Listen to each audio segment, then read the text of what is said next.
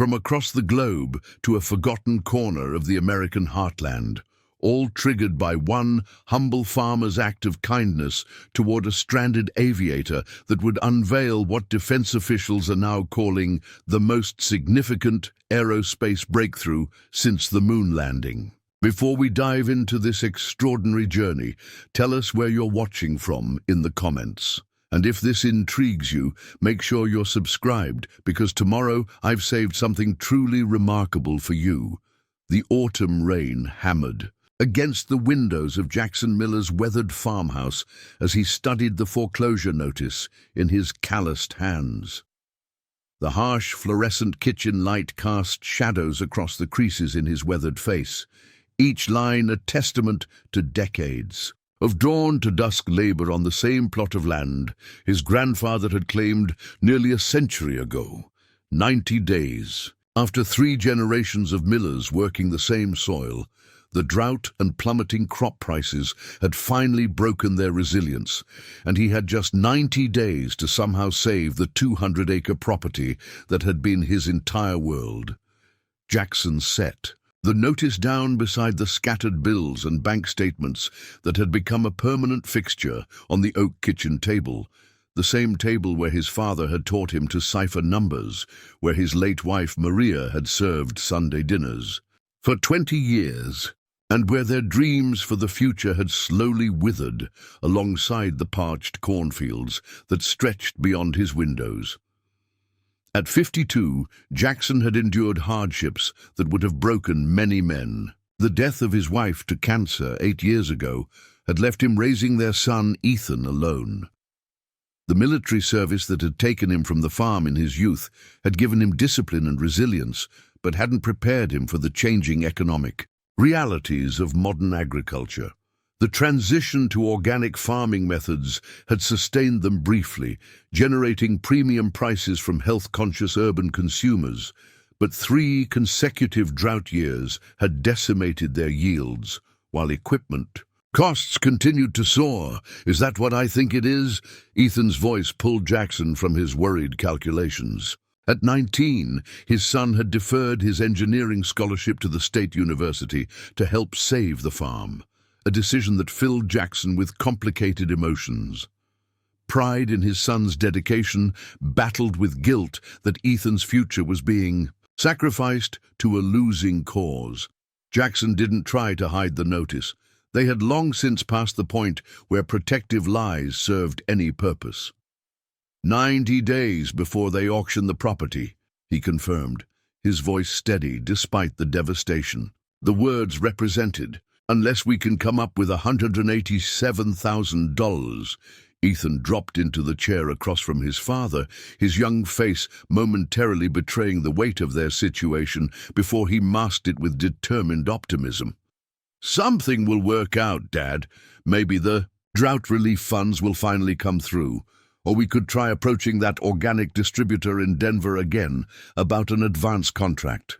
Jackson nodded, not wanting to extinguish his son's hope with the harsh realities he'd already confirmed through countless phone calls and emails. The federal relief funds were tied up in bureaucratic delays. The distributors were facing their own cash flow problems as multiple regional farms failed. The local bank had already extended their credit beyond any reasonable business practice, mostly due to the manager's respect for the Miller family's century of promptly repaid loans. "We'll figure something out," Jackson agreed, pushing back from the table. "But first, I need to finish servicing the irrigation pump. If we don't get the winter wheat properly established before the first frost, we won't have anything to bargain with come spring." This was the Miller way, facing insurmountable problems by focusing on the immediate tasks at hand. One foot in front of the other, one season at a time. The emotional reckoning could wait until after the day's work was done. As Jackson pulled on his weathered work coat, the phone rang, a rare enough occurrence these days that both men looked at the old wall-mounted unit with surprise. "Miller Farm," Jackson answered, his voice automatically shifting to the polite, business-like tone he used with potential buyers. The voice on the other end belonged to Eleanor Wilson, owner of the small general store that had served as the community's heart for decades. "Jackson just wanted to give you a heads up. Bank assessor was in here earlier talking about visiting properties up for auction. Said he'd be heading your way tomorrow or Wednesday." Jackson's jaw tightened. "Appreciate the warning, Ellie. You know everyone's pulling for you," she added, her voice softening. "The mercantile's struggling too, but if you need groceries to tide you over—" "We're managing," he interrupted, too proud to accept charity despite their dire circumstances. "Thanks for the call." He hung up and met Ethan's questioning gaze. "Bank's sending someone to inventory the property," he explained, the implications clear. They were no longer seen as struggling farmers, worthy of patience and support. They were now assets to be catalogued and valued for liquidation. The rain intensified as evening approached, drumming against the metal roof with increasing urgency. Jackson had managed to repair the irrigation pump, but the saturated fields meant they couldn't risk driving the tractor without causing more harm than good. Another day's crucial work delayed, another link in the chain of small disasters pulling them toward financial collapse. After a simple dinner of beans and cornbread, staples that had sustained farming families through hard times for generations, Jackson spread their financial documents across the table once more.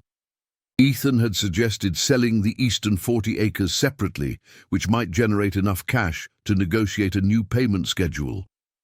It wasn't a solution, merely a temporary reprieve, but at this point, even a few additional months seemed worth considering. "Land values are down 30% from last year," Jackson pointed out, showing his son the county assessor's latest report. "Even if we find a buyer, which isn't likely with every farmer in 3 counties struggling, we'd barely cover half of what we need." Ethan wasn't ready to surrender. "What about that aerospace company that was looking at properties for some kind of testing facility? Carson mentioned they were offering good money for isolated parcels." "Horizon Technologies," Jackson nodded, remembering the rumors that had circulated earlier in the year. "They were looking further west, closer to the mountains. Nothing ever came of it locally." The conversation continued in this vein, each potential solution raised and reluctantly discarded as impractical or insufficient, until nearly midnight, when both men finally acknowledged that a few hours of sleep were necessary before the next day's labor began. Jackson checked the weather radar on his tablet, one of their few concessions to modern technology, before heading to his bedroom. The storm system was finally moving east, which meant tomorrow would bring opportunities to work the fields if they rose early enough.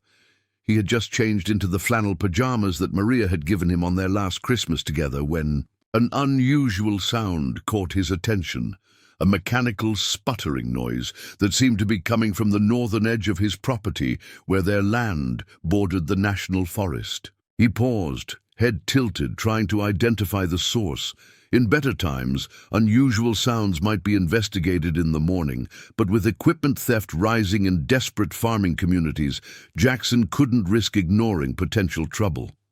He pulled his jeans and work shirt back on, grabbed his heavy-duty flashlight, and stepped into the hallway where he nearly collided with Ethan. "You hear that too?" his son asked, already pulling on his boots. Jackson nodded. "Could be someone trying to strip parts from the irrigation equipment. I'll check it out." "Not alone," Ethan stated firmly. "I'm coming with you." They took the old Ford F-150 pickup, a vehicle that had seen better days but remained reliable when properly maintained, as far as the dirt access road would allow. The rain had created deep ruts that threatened to trap even their four-wheel drive, forcing them to continue the final quarter-mile on foot. Their powerful LED flashlights cut through the darkness as they followed the sound, which had changed from sputtering to an intermittent mechanical whine. "That's not farm equipment," Ethan observed as they slogged through the muddy field. "Sounds almost like an aircraft engine cooling down," Jackson finished, his military experience providing the reference his son lacked. "But we're miles from any proper landing strip." As they approached the tree line, where their property met the national forest, Their flashlight beams finally revealed the source of the noise. A small aircraft nestled between the trees, its unusual silhouette immediately distinguishing it from any civilian plane Jackson had ever encountered. Its lines were too angular, its profile too sleek, with what appeared to be specialized equipment integrated into its frame. "What the hell?" Jackson muttered, approaching cautiously. The aircraft bore no visible registration numbers or standard markings, another red flag that set his instincts on high alert. They were still 50 yards away when movement near the craft froze them in place. A figure emerged from beneath a makeshift shelter fashioned from broken branches and what appeared to be a parachute canopy. "That's far enough," called a woman's voice, firm despite obvious fatigue. "Identify yourselves." Jackson lowered his flashlight slightly to avoid blinding whoever was speaking, but kept it illuminated enough to signal they weren't trying to hide their approach. "This is my property you've landed on," he replied calmly. "Name's Jackson Miller. This is my son Ethan. We're just farmers checking on a strange noise." The figure hesitated, then stepped forward into the periphery of their light. She appeared to be in her 30s, with close-cropped dark hair and the composed bearing that Jackson immediately recognized from his military days. She wore what remained of a flight suit that bore no insignia or name tape, and a nasty gash across her forehead had been roughly bandaged with what looked like torn fabric from her flight suit. "Captain Alexandra Reyes," she said after a moment's consideration, her eyes evaluating them with professional assessment. "I experienced catastrophic systems failure and had to make an emergency landing. Navigation and communications went down simultaneously. I need to use a phone to contact my base." Something about her controlled demeanor and the unusual aircraft made Jackson certain this wasn't a straightforward situation. The lack of proper markings, her careful identification without specifying which service branch or base. His 4 years with the Army's 10th Mountain Division had taught him to recognize when military personnel were operating under unusual protocols. "You're injured," Ethan observed, always the practical one. "And this weather's getting worse. Whatever call you need to make can happen from our house after we get you warmed up and that cut looked at." Captain Reyes maintained her position, one hand resting near what Jackson suspected was a concealed sidearm. "I appreciate the offer, but I need to secure my aircraft first. There's sensitive equipment on board." "Your aircraft is pretty well hidden in from the main road," Jackson assured her, "and there's nobody within 5 miles of here except us. We can come back at first light to properly secure it." The captain seemed to weigh her options, glancing between the damaged aircraft, the deteriorating weather, and the 2 civilians offering assistance. Finally, professional assessment of her situation appeared to override caution. "I need to retrieve something first," she stated, turning back toward the aircraft. They watched as she climbed awkwardly into the cockpit, favoring her left leg in a way that suggested another injury she hadn't mentioned. She emerged moments later with a weatherproof case secured to her side with a built-in harness system. After carefully covering sensitive components of the aircraft with the parachute material and broken branches, she finally nodded her readiness. The drive back to the farmhouse was largely silent, with Captain Reyes maintaining vigilant awareness despite her obvious exhaustion and discomfort. She kept the case positioned on her lap, one hand always maintaining contact with it, a detail that did not escape Jackson's notice. Whatever was inside that case, he realized, was clearly more valuable to her than the aircraft itself. Once inside the warmth of the farmhouse kitchen, Ethan busied himself making coffee while Jackson retrieved their well-used first aid kit. The captain's composure remained impressive, but under the bright kitchen lights, the extent of her injuries became more apparent. The head wound was deeper than it had first appeared, and a darkening bruise extended from her left temple down her cheek. "That's going to need proper medical attention," Jackson observed as he helped clean the wound with antiseptic. Probably stitches. It'll hold, she replied tersely. About that phone? Jackson handed her his cell phone, but after examining it, she frowned. No service. Storm must have knocked out the cell tower again, Jackson explained. Happens pretty regularly out here. We're in a dead zone between coverage areas. Do you have a landline? Internet? There was a new urgency in her voice. Jackson shook his head. Had to disconnect the landline months ago. Couldn't justify the expense. Internet, too. Nearest reliable phone would be at Wilson's gas station about 15 miles down the county road. But in this weather, that's not happening until morning. For the first time, Captain Reyes's professional composure showed cracks of genuine concern. I need to make contact within the next 12 hours. My team needs to know the status of... She hesitated, choosing her words carefully. My equipment. Whatever you're carrying must be mighty important, Jackson observed, nodding toward the case she'd kept within arm's reach since retrieving it from the aircraft.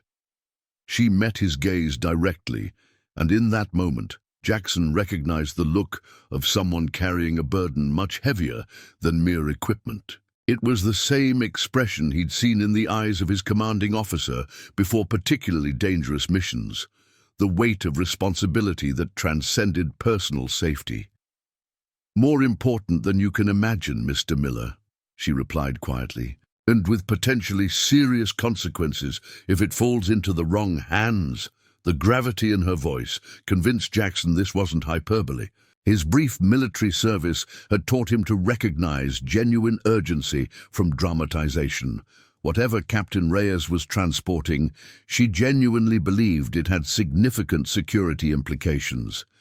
Well, Captain, it seems we're all stuck here. Until morning, he said practically. You're welcome to the guest room. My late wife always kept it ready for company, though these days it doesn't see much use. First thing tomorrow, we'll get you to a working phone. As Ethan showed their unexpected guest to the rarely used guest bedroom, Jackson found himself studying the unusual aircraft design he'd glimpsed in their flashlight beams. During his time stationed near Air Force facilities, he'd seen many different military aircraft, but nothing quite like that sleek, almost predatory shape. Whatever Captain Reyes was piloting, it definitely wasn't standard issue, at least not any he'd ever seen acknowledged in public deployments. Later that night, unable to sleep as the foreclosure notice and their financial crisis churned in his mind, Jackson passed the guest room on his way to the kitchen. A thin line of light showed beneath the door, and through the partially open doorway he glimpsed Captain Reyes examining what appeared to be a journal filled with handwritten notes and complex diagrams. She was comparing these to a small device from her case that projected what looked like navigational coordinates onto a portable screen. The technology appeared far beyond anything commercially available, confirming his suspicion that whatever mission she was on involved classified equipment. Jackson withdrew silently without disturbing her, troubled by the situation, but committed to helping someone in need, regardless of the mysterious circumstances. His father had taught him that character was defined by how you treated people when there was nothing to gain from it, and despite his own desperate circumstances, turning away someone in trouble had never been the Miller way. Morning brought clearing skies and a strange calm to the farm. The storm had moved east, leaving behind puddles that reflected the brightening sky and fields that glistened with moisture. Over a simple breakfast of eggs and coffee, Captain Reyes seemed more at ease, even sharing carefully edited stories of her flight training days with an enthusiastic Ethan, who had harbored dreams of becoming a pilot before financial reality had grounded those ambitions. Your son has a natural understanding of aeronautical principles, she observed to Jackson as Ethan explained his ideas for improving small aircraft fuel efficiency. That's rare without formal training. He was accepted to the engineering program at Colorado State, Jackson replied with quiet pride. Deferred his enrollment to help save the farm. Fat lot of good it did. Sometimes the most valuable education comes from facing real challenges, she responded. There was something in her tone, a hint of personal experience with difficult choices and their consequences. As they cleared the breakfast dishes, Jackson broached their plan for the day. We should head to Wilson's gas station soon. Get you. That phone call, so your people can retrieve you and your aircraft. Captain Reyes nodded, but her expression suggested she was calculating variables beyond the simple logistics of their trip. I appreciate everything you've done, Mr. Miller. Once I make contact, a recovery team will be dispatched. They'll ensure you're appropriately compensated for your assistance. No compensation necessary, Jackson replied automatically. Just doing what anyone would do. Her smile was genuine, but tinged with something like resignation. You'd be surprised how rare that kind of thinking is, Mr. Miller. In my experience, unconditional help is the exception, not the rule. As they prepared to leave for the gas station, Ethan's attention was caught by something through the kitchen window. Dad, do you hear that? Jackson paused, focusing his attention outward, and immediately identified the sound, the distinctive rhythmic thump of helicopter rotors growing steadily louder. In his farming community, helicopters usually meant either medical evacuations or occasionally border patrol operations. But something about this particular sound pattern triggered old instincts from his military days. He stepped onto the front porch, expecting to see perhaps a Coast Guard or National Guard helicopter conducting routine operations. What appeared over the horizon instead sent a chill of recognition through him. 3 military UH-60 Black Hawk helicopters were approaching in tight formation, moving with the disciplined precision that indicated special operations forces rather than standard transport or medical units. Captain Reyes had followed him onto the porch, and her reaction told him everything he needed to know. Her posture stiffened. Her hand moved instinctively to where a sidearm would normally be holstered, and her eyes narrowed as she assessed the approaching aircraft. "Those aren't your people, are they?" Jackson asked quietly, already certain of the answer. "No," she confirmed, her hand moving to the case secured at her side. "They're not mine."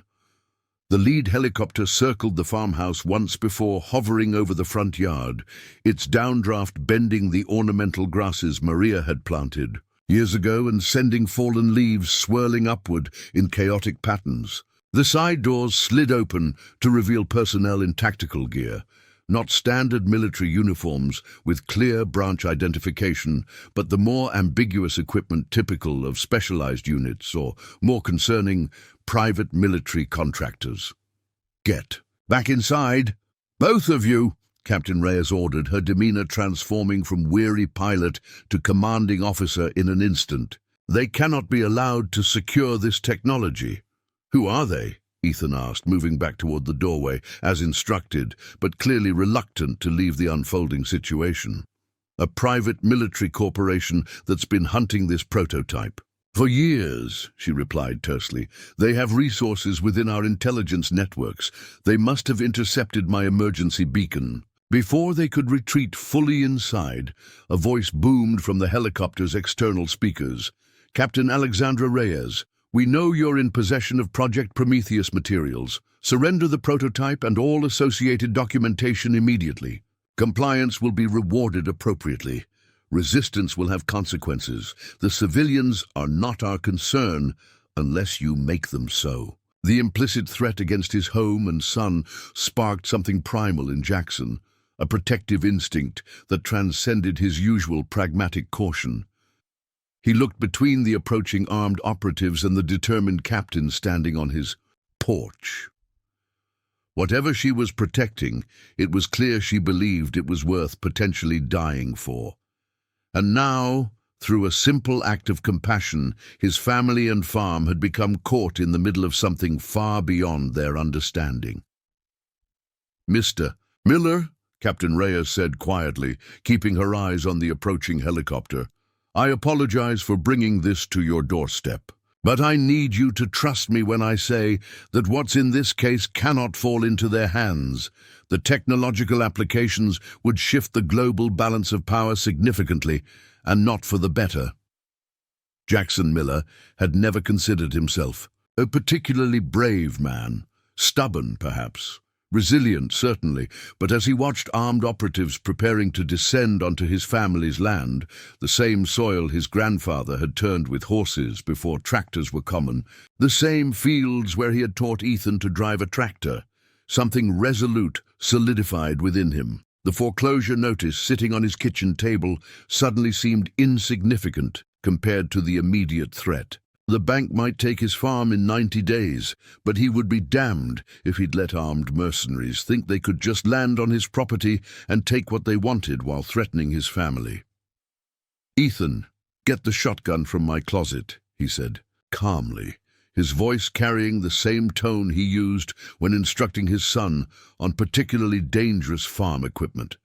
"Then take Captain Reyes through the root cellar. The tunnel comes out behind the old spring house. My truck keys are on the hook. By the back door. Dad, no!" Ethan began to protest, his young face reflecting the sudden realization of the danger. "Son, some things are worth standing for, even when the odds are against you," Jackson interrupted. "I may lose this farm to the bank in 90 days anyway, but I'll be damned if I let armed mercenaries think they can just land on my property and take what they want." As Ethan reluctantly retreated inside with Captain Reyes, Jackson walked down the porch steps toward the helicopter, maintaining a deliberately non-threatening posture while buying precious seconds for his son and their unexpected guest to reach the cellar entrance hidden behind the pantry shelving. The lead operative jumped from the hovering helicopter, landing with practiced ease despite the heavy tactical gear. His face was partially obscured by tinted tactical glasses, but his bearing and the confident way he approached suggested both military training and the arrogance that came with operating outside traditional command structures. "Sir, I suggest, you return to your house while we conduct our business," the man stated, his tone making it clear this was an order disguised as a suggestion. Jackson planted his feet more firmly, positioning himself directly between the man and his front porch. "This is private property. Unless you've got a warrant, you've got no business here." The operative's mouth tightened with annoyance. "This is a national security matter that supersedes standard protocols. A dangerous fugitive has taken refuge on your property with stolen military technology. Cooperate, and this resolves quickly. The only people who've shown up uninvited and armed on my land are you folks," Jackson replied evenly. "So unless you've got proper identification and legal authority, I'm going to have to ask you to leave." Behind the operative, 4 more tactical team members had descended from the helicopter, spreading out in a practiced formation that Jackson recognized from his military training. A standard approach pattern designed to secure a perimeter while minimizing risk from potential hostile fire. "Final warning, sir," the lead operative stated, his hand moving to the sidearm holstered at his thigh. "Where is Captain Reyes?" Jackson squared his shoulders, meeting the man's gaze directly. "I don't know anyone by that name." What Jackson couldn't possibly know as he faced down the armed operative was that his simple act of compassion toward a stranded pilot was about to trigger events that would reach the highest levels of military command. And before the sun set that day, the humble farmhouse that had been his family's home for generations would become the focal point of what the Defense Secretary would later call a pivotal moment in the protection of American technological sovereignty. His desperate financial situation, the impending loss of his family legacy, the foreclosure notice still sitting on his kitchen table, all of these problems would soon be transformed by circumstances he could never have imagined, all stemming from his decision to investigate a strange noise on a rainy autumn night and offer help to a stranger in need. The lead operative's expression hardened as he processed Jackson's denial. Behind his tactical glasses, his eyes performed a rapid assessment of the weathered farmer standing before him, noting the military straight posture, the calculated positioning that blocked the most direct path to the farmhouse, the steady gaze that betrayed no fear despite being outnumbered and outgunned. "You're making a serious mistake, Mr. Miller," the operative stated, having clearly accessed information about the property owner's identity through whatever intelligence network supported their operation. "What you're protecting isn't what you think it is."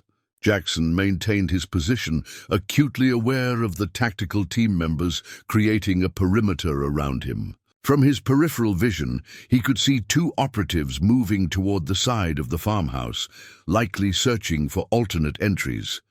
The seconds he was buying felt painfully inadequate, but he had to give Ethan and Captain Reyes enough time to reach the root cellar's hidden tunnel system. "All I see is armed men trespassing on private property," Jackson replied evenly. "No identification, no warrant, no legal authority of any kind.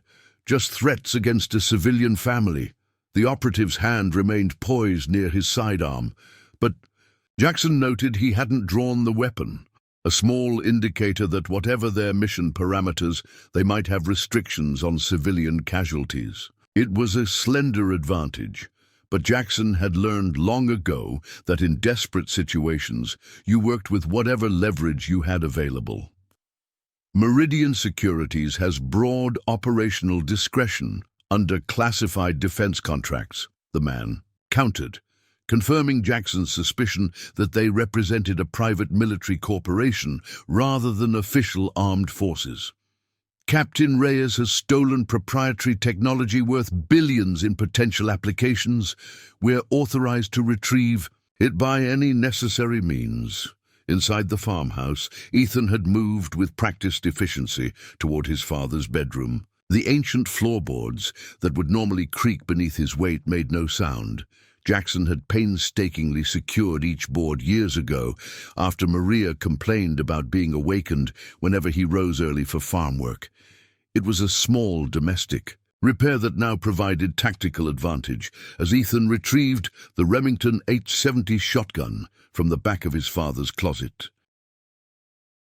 The weapon was primarily used for keeping coyotes away from their livestock, but Jackson maintained it with the same disciplined care he had learned during his military service. Checking that it was loaded with 5 rounds of buckshot, Ethan moved toward the kitchen, where Captain Reyes was already accessing the hidden entrance to the root cellar behind the pantry shelving. "This tunnel?"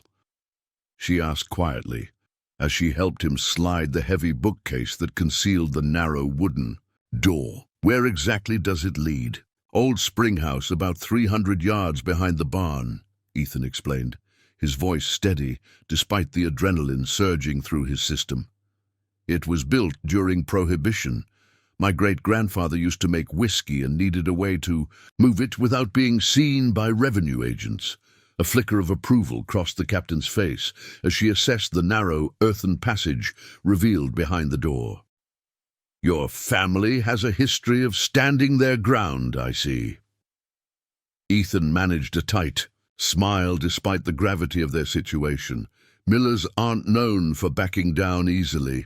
Outside, the standoff continued as the second helicopter landed in the field adjacent to the farmhouse, disgorging another tactical team that immediately began moving toward what Jackson recognized as the route to his crashed aircraft.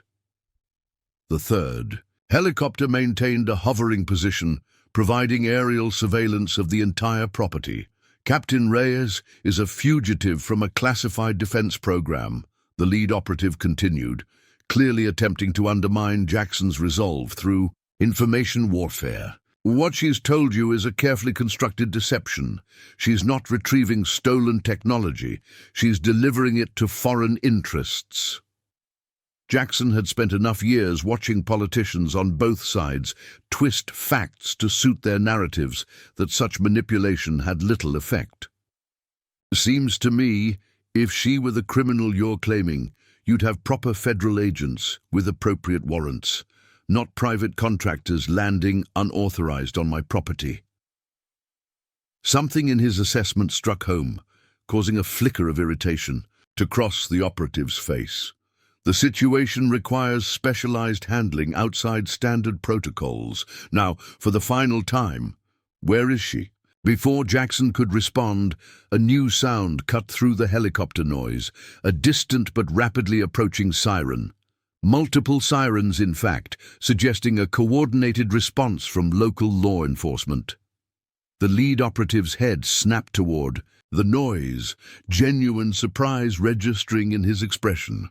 Jackson felt a surge of confusion as well. He hadn't had any opportunity to call for help, and their remote location typically meant police response times measured in half hours, not minutes. The momentary distraction provided Jackson the opening he needed.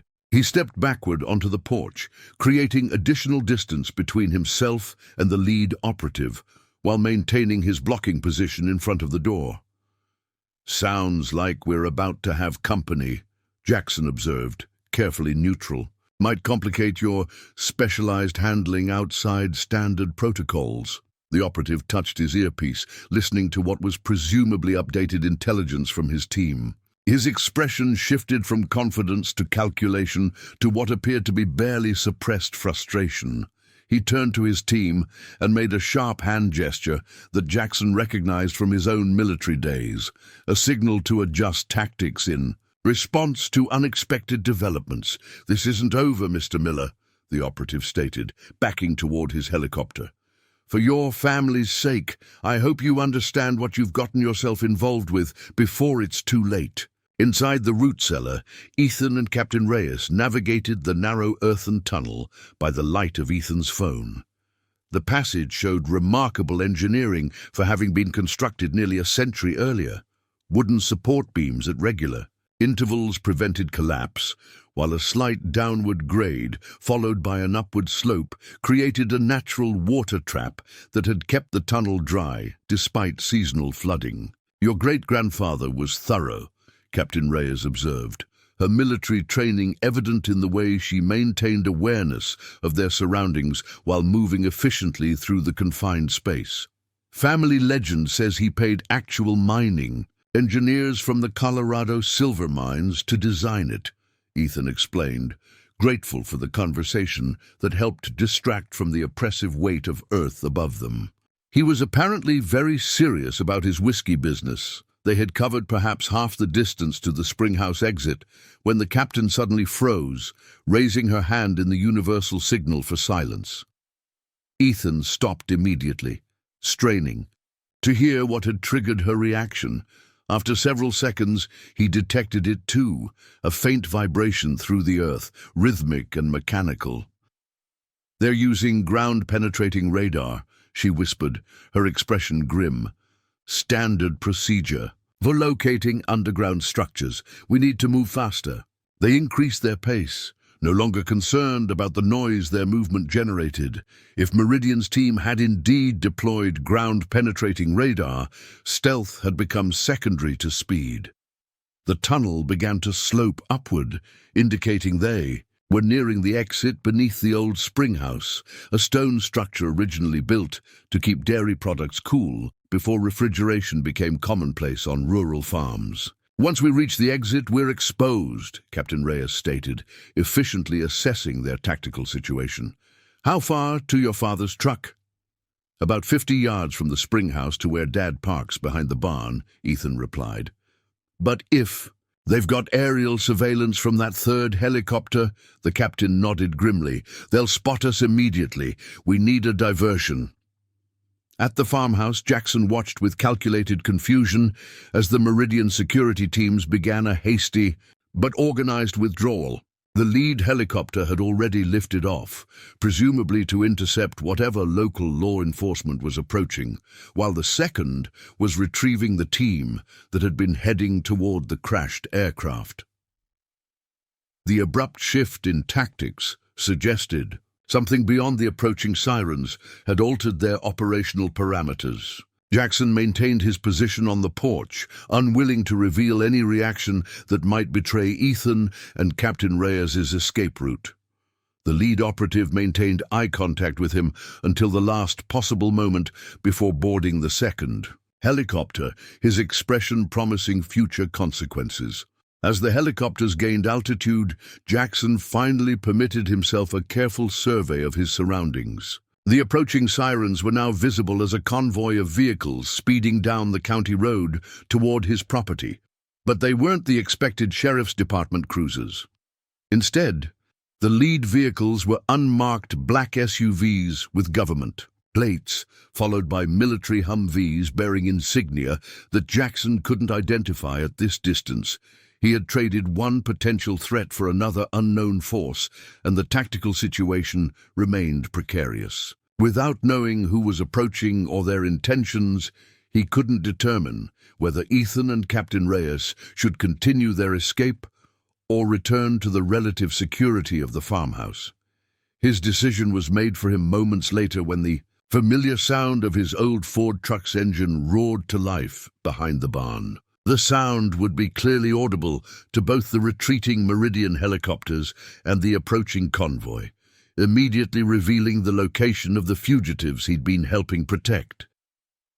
"Damn it, Ethan," Jackson muttered, abandoning his position on the porch and sprinting toward the barn. His son had clearly reached the truck, but had sacrificed stealth for speed, a decision that might prove catastrophic depending on the intentions of the approaching convoy and the aerial capabilities of the retreating Meridian force. At the old spring house, Ethan had emerged from the hidden tunnel entrance concealed beneath a false floor in the stone structure. Captain Reyes followed closely, her movements hampered by what was clearly an increasingly painful leg injury. The weatherproof case remained secured to her side, her hand never straying far from it, despite the awkward navigation of the narrow exit. "They're retreating," Ethan observed, peering through the small window of the springhouse at the helicopters gaining altitude above the farmhouse. "But there's another group coming up the main road." Captain Reyes joined him at the window, her expression changing from concern to what might have been cautious relief. "Those are our people," she confirmed after studying the approaching vehicles. "Special Projects Directorate. They must have tracked my emergency beacon despite the system's failure." "So we're safe?" Ethan asked, the adrenaline that had carried him through their escape beginning to ebb. "We will be once we reach that convoy," she replied, her tone making it clear that the situation remained dangerous until they were under the protection of her actual team. Meridian won't engage directly with official military forces, but they won't abandon their objective either. We need to move while they're temporarily withdrawn. Ethan nodded toward the barn where his father's truck was parked, hidden from the main house by the large structure. "I can have us in that truck and moving in 30 seconds. The captain considered their options, clearly weighing the risks of a noisy departure against remaining hidden but immobile. "Do it," she decided. "Fast movement trumps stealth at this point." They emerged from the springhouse, staying low and using the natural contours of the land for cover as they made their way to the barn's rear entrance. The building had stood for over 80 years, its weathered wooden walls housing generations of equipment and livestock. The Miller family had maintained it meticulously despite financial hardships, recognizing that on a working farm, the barn was often more critical than the house itself.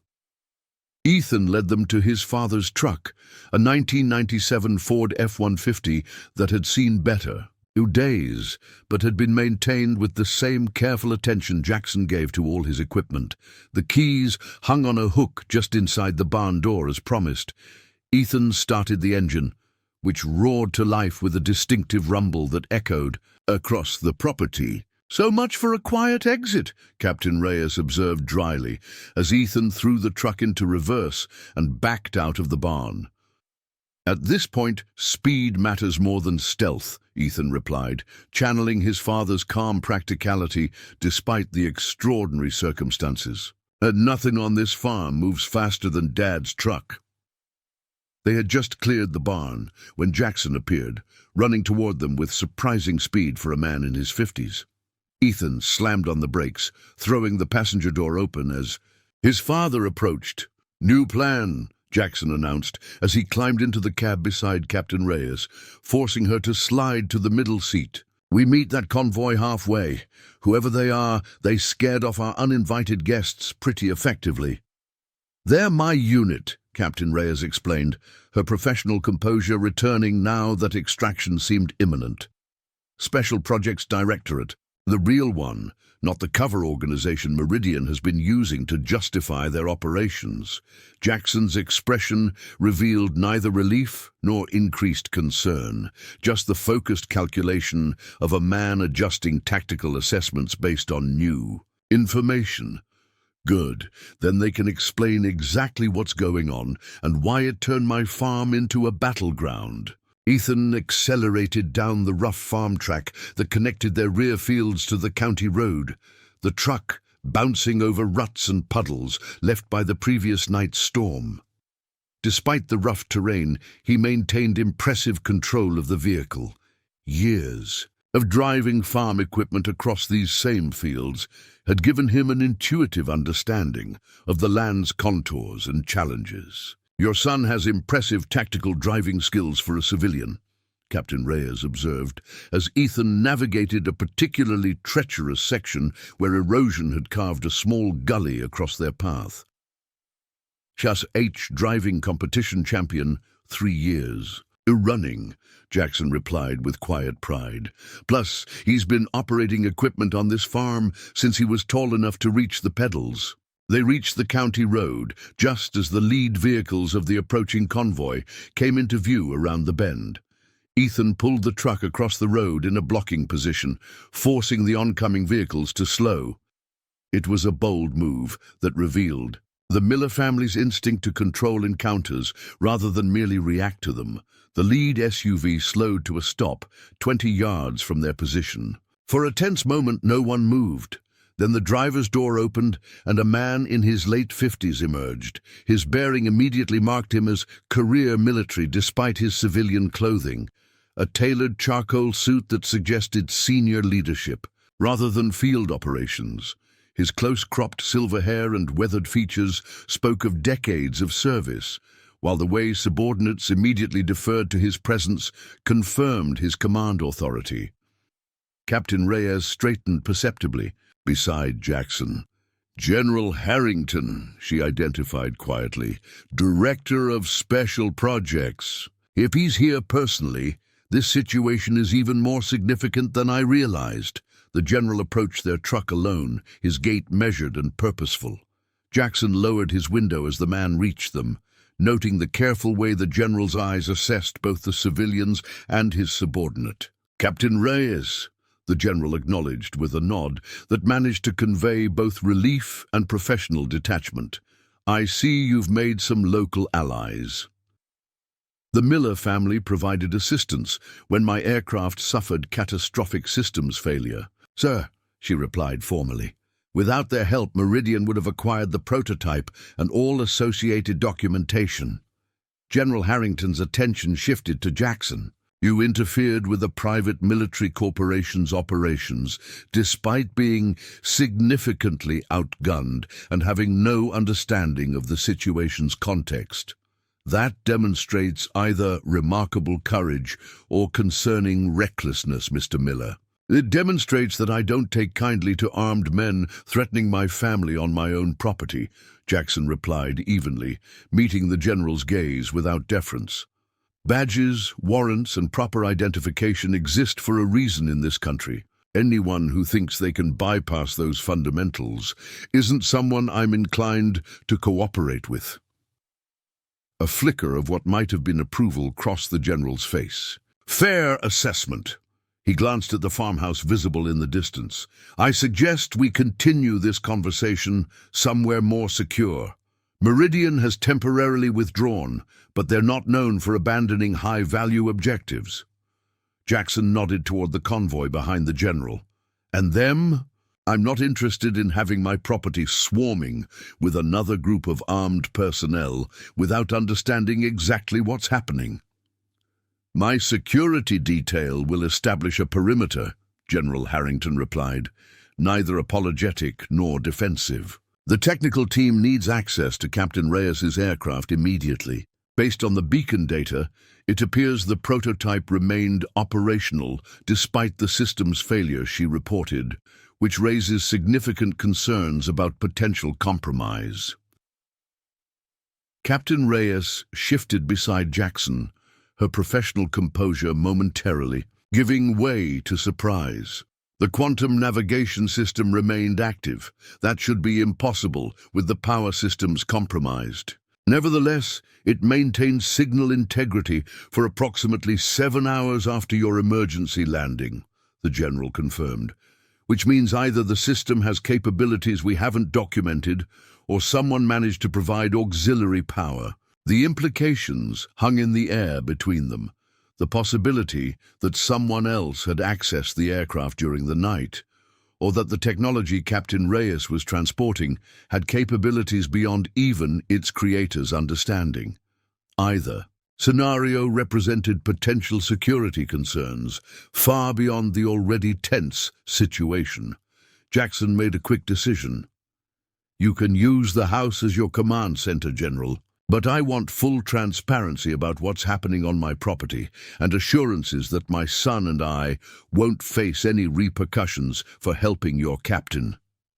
"Agreed," General Harrington replied without hesitation. "In fact, Mr. Miller, once you understand the full situation, I suspect you'll be offered more than mere assurances." Within 30 minutes, the Miller farmhouse had been transformed into an impromptu military command post.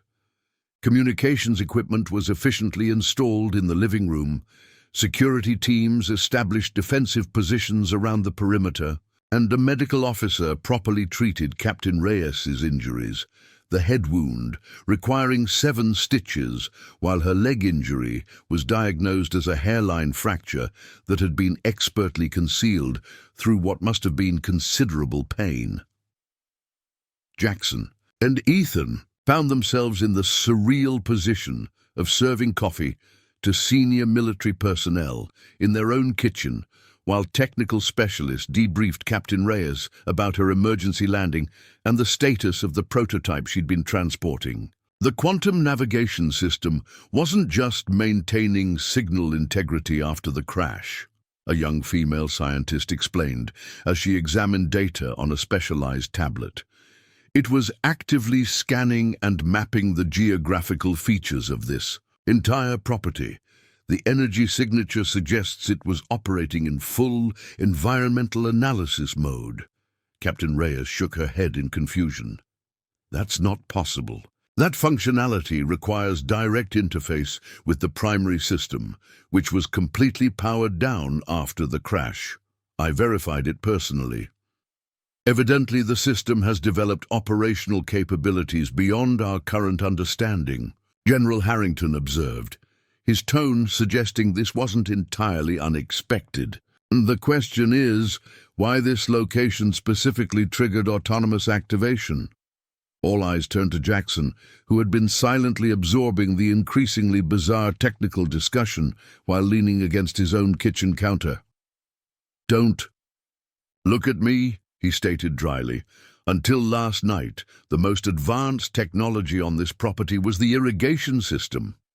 The young scientist was studying her tablet with increasing interest. "Actually, sir, that may not be entirely accurate. The quantum mapping system appears to have detected unusual mineral deposits approximately 20 meters beneath the northwest corner of this property. The composition signature matches. That can't be right." "What is it, Dr. Chen?" General Harrington prompted. "The mineral composition appears identical to the samples recovered from the New Mexico site in 2019, she replied, her voice dropping to near reverence. "The ones that led to the development of the quantum navigation system in the first place." A heavy silence fell over the kitchen as the implications of this statement registered with the military personnel. Jackson and Ethan exchanged bewildered glances, completely lost in the technical terminology, but recognizing the shift in atmosphere.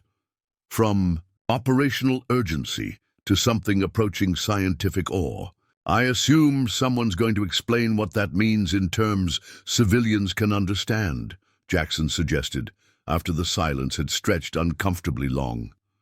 General Harrington seemed to come to a decision. Mr. Miller, what I'm about to share with you is classified at levels that typically require multiple security clearances and years of verified loyalty. Under normal circumstances, civilians would never be briefed on this information, but circumstances ceased being normal the moment Captain Reyes's aircraft detected what appears to be a second deposit on your property. The general moved to the kitchen window, staring out at the fields that had been in the Miller family for generations. In 2019, a geological survey in New Mexico discovered a previously unknown mineral compound with extraordinary properties. When subjected to specific electromagnetic frequencies, this material demonstrated capabilities that defied our current understanding of physics, specifically in the realms of quantum computation and gravity manipulation. Jackson listened carefully, his naturally practical mind struggling to process information that sounded more suited to science fiction than his farmhouse kitchen. And you're saying this same material is under my property? That's why the captain's navigation system went haywire and crashed here. Not exactly, Dr. Chen interjected, still studying her tablet. Based on these readings, the system didn't malfunction. It redirected itself intentionally. The prototype appears to have modified its flight path to bring Captain Reyes directly to this location once it detected the mineral signature. That's impossible, Captain Reyes objected. The system doesn't have autonomous navigation override capabilities. Apparently, it does now, General Harrington stated grimly. The question is why this particular deposit triggered such a response. Ethan, who had remained largely silent during the technical discussion, suddenly spoke up. You're all talking about this like it's just a random coincidence that your aircraft happened to detect this mineral while passing over our farm. But what if it's not? All attention shifted to the 19-year-old, who continued with the clarity that had always impressed his teachers before financial necessity had interrupted his education. What if your aircraft was drawn here specifically? If this mineral has quantum properties like you're suggesting, couldn't it theoretically have established some kind of connection with your navigation system from a distance? Dr. Chen's eyes widened as she rapidly entered calculations into her tablet. The resonance pattern, she murmured. If both deposits share quantum entanglement properties at the molecular level, and our navigation system was derived from the original samples. She looked up at General Harrington. He could be right, sir. The system might have been responding to what amounts to a quantum signature being broadcast from this location. Jackson felt the conversation spiraling further from anything within his frame of reference, but one practical question occurred to him. If this material is so special that it can hijack million-dollar aircraft, I'm guessing it's valuable. Beyond conventional metrics of value, Mr. Miller, General Harrington, confirmed. The applications range from next-generation computing to potential energy production methods that would revolutionize our entire infrastructure, which is precisely why Meridian Security has been pursuing our prototype so aggressively. They're not interested in the aircraft itself. They want the navigation system built from this material. And now they know it's here, Jackson concluded, his farmer's pragmatism cutting through the scientific complexities to the immediate security concern. Which means my property is going to remain a target. Correct, the general acknowledged. But this development significantly changes your situation. How so? Ethan asked, instinctively moving closer to his father. General Harrington's expression softened slightly, the first glimpse of the man beneath the professional military exterior. Your financial difficulties aren't a secret, Mr. Miller. The foreclosure notices are a matter of public record. Under normal circumstances, your farm would be auctioned within 90 days, and you and your son would join the unfortunate statistics of multi-generational family farms lost to economic pressures. Jackson stiffened, pride battling with the reality of their situation. "We're not looking for charity, General." "This isn't charity," General Harrington replied firmly. "It's national security combined with fair compensation. The mineral deposits beneath your property are now considered strategic resources. My department has authority to negotiate immediate purchase agreements at values significantly above market rate when such resources are identified." The implications slowly registered. "With Jackson, you want to buy my farm?" "Not exactly," the general clarified. "We want to establish a research installation on a portion of your property, specifically the northwest corner where the deposits are concentrated. You would retain ownership of the majority of your land, receive fair compensation for the sectioned portion, and potentially ongoing payments for access rights." It seemed too convenient, too perfectly timed to resolve their financial crisis. Jackson had spent enough years dealing with wealthy interests attempting to acquire struggling family farms to be instinctively suspicious of solutions that appeared too good to be true. "And if I decline?" he asked, testing the boundaries of this apparent opportunity. General Harrington's expression remained neutral. "Then we would respect your decision, establish temporary security to ensure Meridian doesn't attempt to extract the deposits illegally, and depart once the immediate threat is neutralized. However," he added with practical candor, "your financial situation would remain unchanged, and the bank would likely proceed with foreclosure as scheduled." "Pretty convenient timing," Jackson observed, not bothering to hide his skepticism. "Almost like you people knew this material was here all along and were waiting for us to become desperate enough to sell." The accusation hung in the air, but, rather than defensiveness, the general's reaction was unexpected. He laughed, a short, genuine sound that momentarily transformed his authoritative presence. "Mr. Miller, if we had any idea this deposit existed, we would have approached you years ago, long before financial hardship entered the equation. The discovery of the first deposit in New Mexico was accidental, and we've been searching for additional sources ever since, without success. Captain Reyes's navigation system detected this deposit purely by chance, or perhaps, as your son suggested, through quantum properties we don't yet fully understand." Before Jackson could respond, the security team leader entered the kitchen with urgent news. "Sir, satellite imagery shows 3 unmarked vehicles approaching from the county highway, configuration consistent with Meridian tactical teams." The momentary philosophical discussion about coincidence and opportunity was immediately replaced by operational focus. General Harrington issued rapid orders, deploying his security teams to defensive positions and establishing communication links with additional military assets positioned regionally. "It appears Meridian is unwilling to abandon their objective despite our presence," the general observed grimly. "They must be particularly desperate to risk direct confrontation with official military forces." "Or they don't believe you're official." "Military forces," Jackson suggested, his earlier skepticism finding practical application.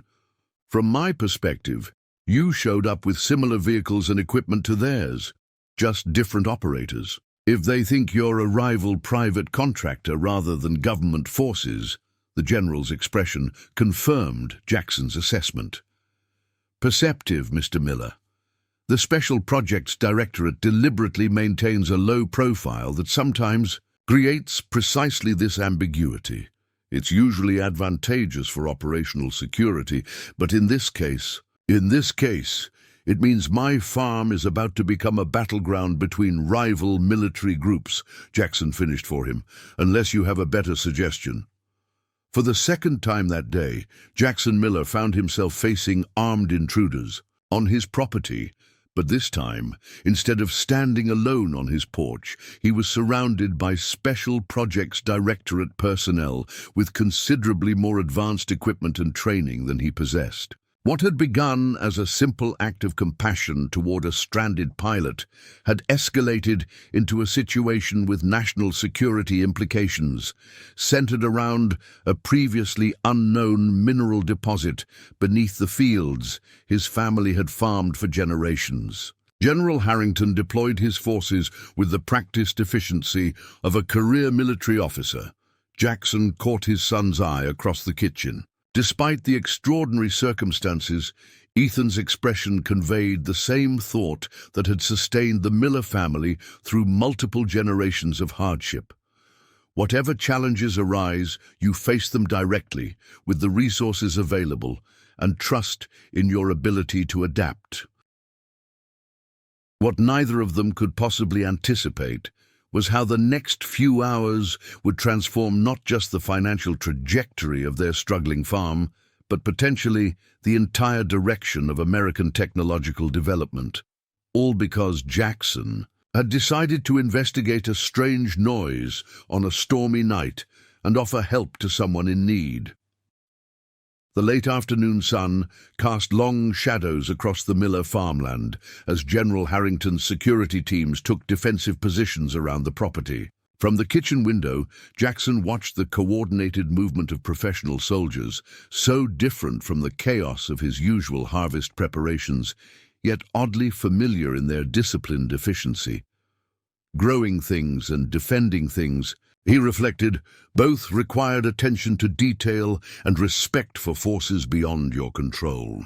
"Mr. Miller," General Harrington said, interrupting his thoughts, "I need your expertise on the terrain.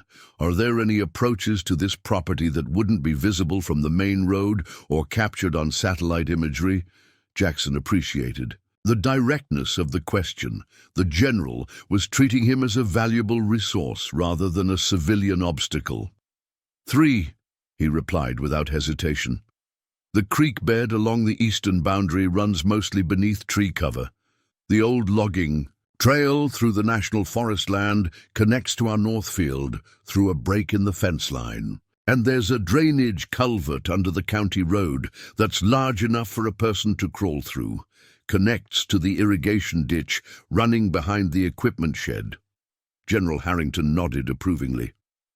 "Comprehensive situational awareness. Your military training shows." He turned to his security team leader. "Lieutenant Phillips, deploy teams to cover those approaches immediately." As the lieutenant acknowledged the order and departed, Jackson found himself reassessing the general. "You accessed my service record." "Standard procedure when civilians become involved in operations of this nature," General Harrington confirmed, unapologetically. 4 years with the 10th Mountain Division, honorable discharge to return home when your father became ill. Exemplary service record.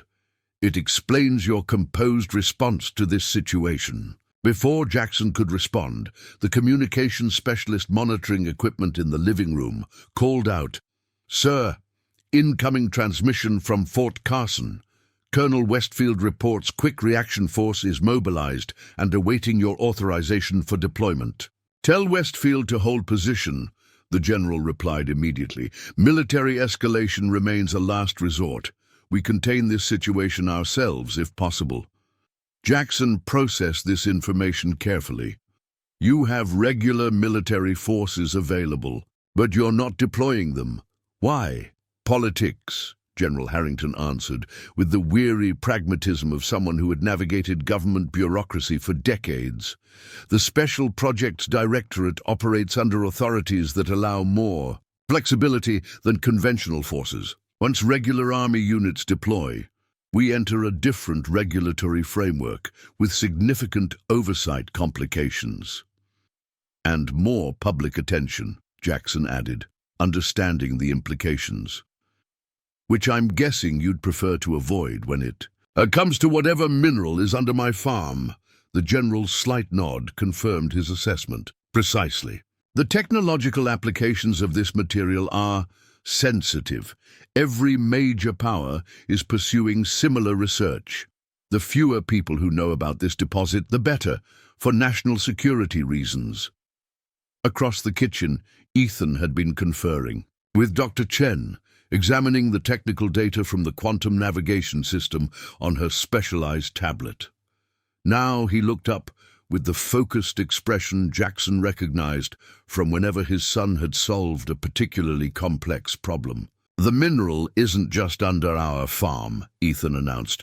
"According to these readings, it forms a network extending at least a mile in 3 directions. Our property just happens to contain what looks like a concentration point, a node where multiple veins converge." Dr. Chen appeared both impressed and slightly disconcerted by Ethan's rapid grasp of the complex data. "He's right," she confirmed to General Harrington. "The deposit is significantly larger than our initial assessment indicated. The quantum resonance pattern suggests a structured formation rather than random geological distribution." The general absorbed this information with the measured reaction of someone accustomed to paradigm-shifting discoveries. "Structured how, exactly?" "Geometrically precise," Dr. Chen replied, tapping commands on her tablet to project a 3-dimensional model onto the kitchen wall. "The mineral veins form an interlocking pattern with consistent 60-degree angles at junction points. Natural formations don't create this kind of geometric precision." For a moment, no one spoke as the implications registered. Finally, Captain Reyes broke the silence. "Are we saying this isn't a natural deposit at all? That someone placed it here deliberately?" "That would be an extraordinary claim requiring extraordinary evidence," Dr. Chen responded cautiously. "But the data certainly suggests intentional placement rather than geological processes." Jackson studied the projected image showing a complex lattice-like structure beneath his property, land his family had farmed for generations without any indication of what lay 20 meters below their feet. "If this material is as valuable as you claim, and if it's been deliberately placed in this precise pattern, then whoever did it must have had a purpose. A reason.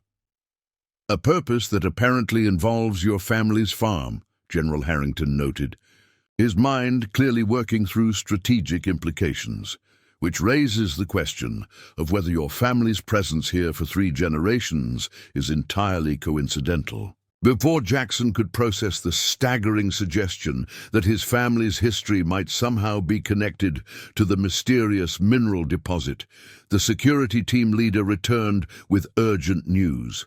"Meridian forces have split into 3 groups. Lieutenant Phillips reported crisply. "They're approaching from multiple vectors, including the creek bed and logging trail Mr. Miller identified. Thermal imaging shows 12 operators total using terrain for concealment. Standard tactical approach pattern." "Time to intercept?" the general asked. 8 minutes to perimeter contact. They're moving carefully, sir." General Harrington turned to Jackson. "Mr. Miller, I need to ask you and your son to move to a more secure location. We have a situation room established in your basement that offers better protection." "This is still my property," Jackson replied firmly, "and from what I'm hearing, possibly much more significant to my family's history than I ever realized. I'm not sheltering in my own basement while others defend it." Captain Reyes, who had remained relatively quiet during the technical discussions, unexpectedly intervened. "Sir, Mr. Miller has demonstrated exceptional situational awareness and tactical judgment. His knowledge of the property could prove invaluable if Meridian forces breach our perimeter." The general studied Jackson for a moment, clearly weighing operational security against practical advantages. "Very well, but your son goes to the secure room with Dr. Chen and the research team." To Jackson's surprise, Ethan didn't protest. Instead, he was still studying the projected mineral pattern with intense concentration. "Before I go anywhere, you all need to see something," he said, his voice carrying the quiet certainty that had always impressed his high school science teachers. "Dr. Chen, can you overlay the quantum navigation system's flight path with this mineral formation?" The scientist quickly implemented his request, adding a glowing line to the projection that showed Captain Reyes's aircraft's approach trajectory before its emergency landing. The result drew sharp intakes of breath from everyone in the room. The flight path perfectly mirrors the mineral formation's central axis, Dr. Chen observed with professional amazement. The navigation system didn't just detect the deposit, it aligned with its geometric structure while still kilometers away. Not just aligned, Ethan added, pointing to specific junction points in the display. Look at the course corrections. Each one corresponds exactly with a node in the mineral pattern. The system was following the structure like it was reading a map. General Harrington's expression hardened as he processed the implications. This suggests a level of intentional design far beyond what we've previously hypothesized. The navigation system derived from the New Mexico deposit appears to be inherently compatible with this formation, as if they were designed to work together, or designed by the same creator, Dr. Chen suggested hesitantly. The enormity of what they were contemplating, a precisely engineered quantum material network of unknown origin buried beneath an ordinary farm, created a moment of collective silence broken only by the security team's terse updates as Meridian forces continued their approach. Jackson found his practical farmer's mind struggling to reconcile the scientific implications with the immediate tactical situation. Fascinating as this is, we still have armed mercenaries converging on my property. Whatever secrets are buried under my fields, I'd prefer they not be excavated by private military contractors with profit motives. The general nodded sharply. Agreed. Lieutenant Phillips, authorization for non-lethal countermeasures only. Contain and detain Meridian personnel, but avoid escalation to kinetic engagement if possible. As the lieutenant acknowledged the order and departed, Jackson noticed Captain Reyes studying the mineral formation projection with newfound intensity. "The case," she said suddenly, reaching for the weatherproof container she'd retrieved from her aircraft. "The prototype isn't just a navigation system. It's a key." "A key to what exactly?" General Harrington asked. "I'm not certain," she admitted, "but the prototype's behavior suggests it's responding to this mineral network as though the network itself is some kind of technology, a system waiting to be activated." Dr. Chen's eyes widened. If the quantum resonance patterns are indeed communication protocols rather than simply physical properties, then we're not just sitting on a valuable mineral deposit, Jackson concluded, his practical mind cutting through the scientific terminology. We're sitting on something that wants to be found, to be used. The implications hung in the air, simultaneously exhilarating and unsettling.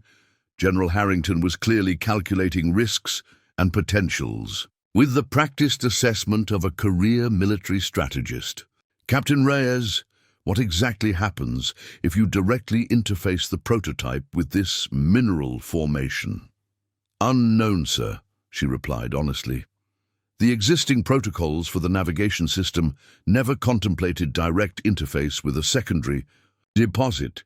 We're in uncharted territory, which is precisely why Meridian is willing to risk confrontation with apparent government forces," the general concluded. "Their intelligence must include enough details to understand the potential significance of this interaction." A sharp series of reports from outside interrupted their discussion, the distinctive sound of flashbang grenades deploying at the property perimeter. The security team's radio crackled with urgent updates as Meridian forces accelerated their approach, abandoning stealth for speed now that their presence had been detected. "Sir, Meridian teams are converging on the farmhouse directly," Lieutenant Phillips reported via radio. "They're bypassing our defensive positions using smoke cover. Appears their objective is the house itself rather than the aircraft crash site." "No," Captain Reyes stated grimly. "Somehow they know the prototype is here rather than at the crash site." Or they've detected the mineral formation themselves and have determined its focal point is directly beneath this structure, Dr. Cheney suggested, quickly gathering her equipment. Either way, we should move the prototype to the secure room immediately. General Harrington made a rapid tactical decision. Captain Reyes, Dr. Chen, take the prototype and all research materials to the basement secure room. Lieutenant Phillips, concentrate defensive forces on the house itself. Mr. Miller, I know every corner of this house, Jackson interrupted, his military training resurfacing in his clipped, efficient tone. If they breach the perimeter, we'll want fallback positions. The root cellar tunnel Ethan and Captain Reyes used earlier provides an emergency exit if needed. The general nodded approvingly. I want you with Captain Reyes and the prototype. Your knowledge of the property's layout could prove vital if we need that exit route. Outside, the tactical situation was deteriorating rapidly. The sound of controlled suppressive fire indicated that Meridian forces were implementing a coordinated approach designed to pin down the defensive teams, while specialized infiltration units targeted the farmhouse directly. It was a professionally executed assault that demonstrated why Meridian Security commanded premium rates for their services and why governments sometimes contracted them for operations requiring plausible deniability.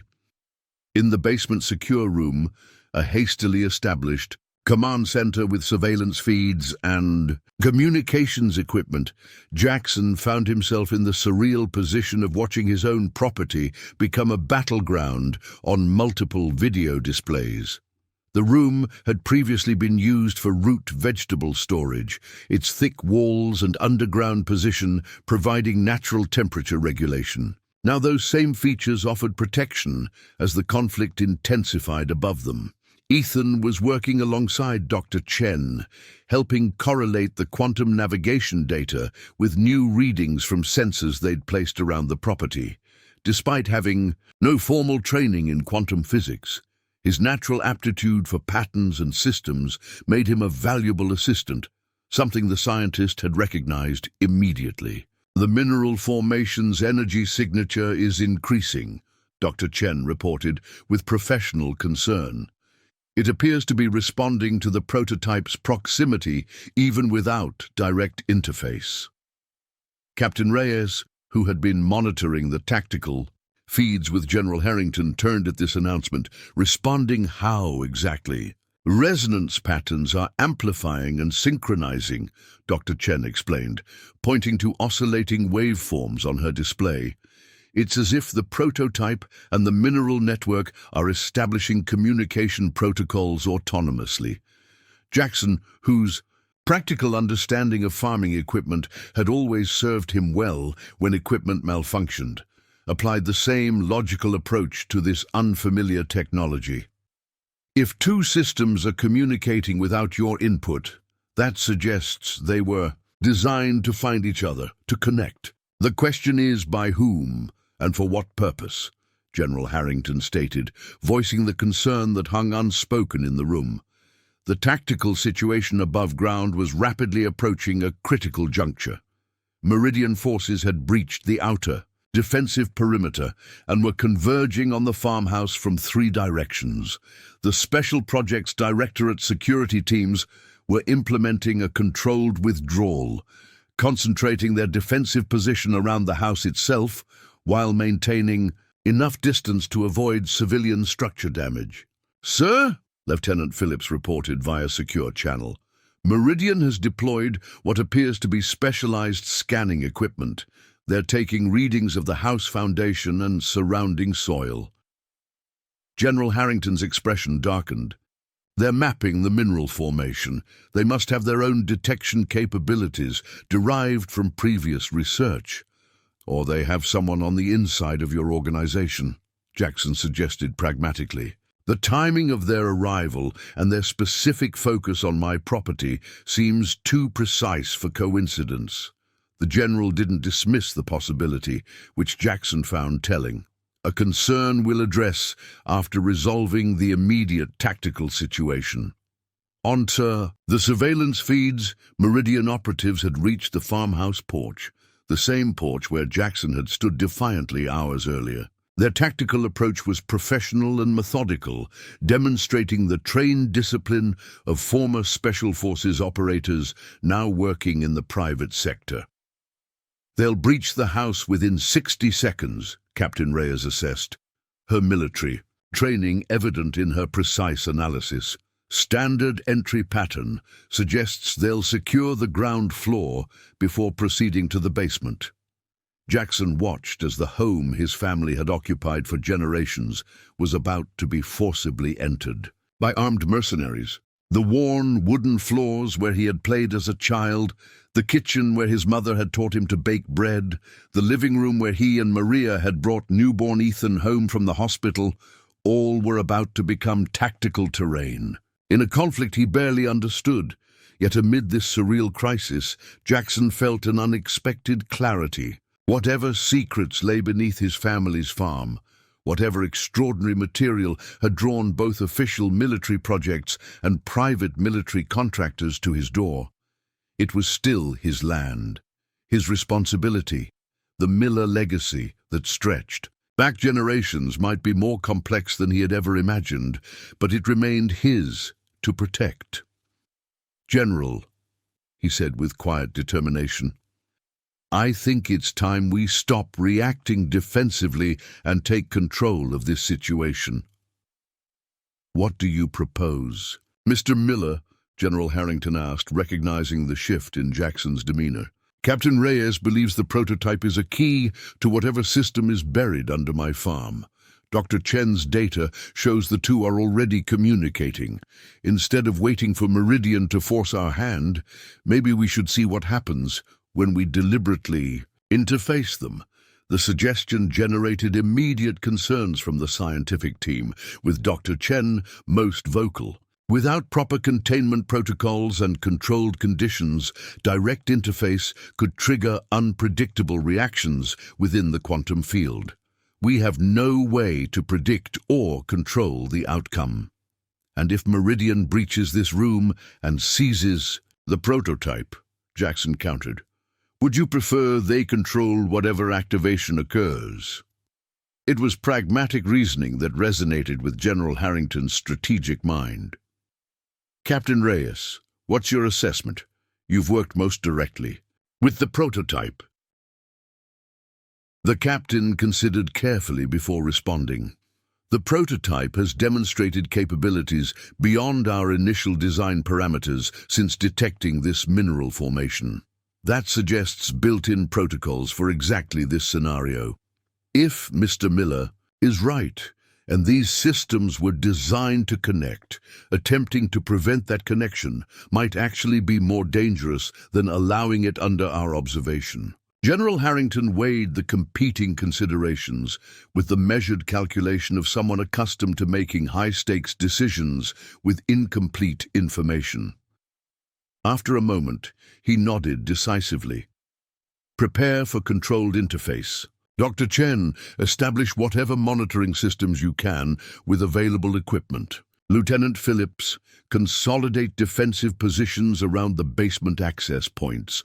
Buy us time." As the team rapidly implemented these instructions, Jackson found himself standing beside his son, both watching the unfolding situation with the same stoic resilience that had characterized the Miller family for generations. "Dad," Ethan said quietly, "if this works, whatever this is, our farm is never going to be the same, is it?" Jackson placed a hand on his son's shoulder, finding unexpected comfort in the simple gesture amid the extraordinary circumstances. "Land changes over time, son. Your great-grandfather grew different crops than my father did. I shifted to organic, methods that would have baffled both of them. The Miller farm has always adapted. But quantum technology buried under our fields is a pretty big adaptation," Ethan observed, with a hint of his usual dry humor. "Just another kind of harvest," Jackson replied with surprising equanimity. "And at least it might keep you from having to sell your engineering textbooks to help make the mortgage payment." This practical perspective on their extraordinary situation drew a small smile from Ethan, a moment of normal father-son connection amid circumstances that were anything but normal. Their moment was interrupted as surveillance feeds showed Meridian, operatives breaching the farmhouse's front door with practiced efficiency. General Harrington's security teams engaged from defensive positions, the calculated application of non-lethal deterrents creating a temporary buffer zone that slowed but didn't stop the mercenaries' advance.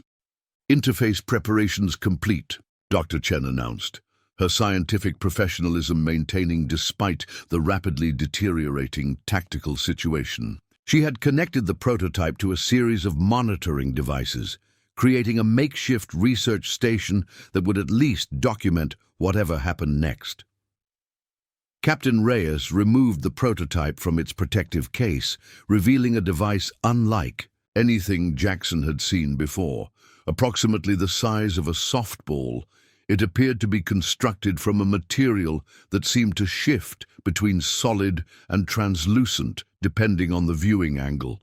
Intricate patterns covered its surface, reminiscent of circuit designs, but with an organic quality that suggested something beyond conventional electronics. The activation sequence requires precise positioning relative to quantum resonance nodes, Captain Reyes explained as she placed the device on a specialized mount. Based on Dr. Chen's mapping, the optimal interface point should be here.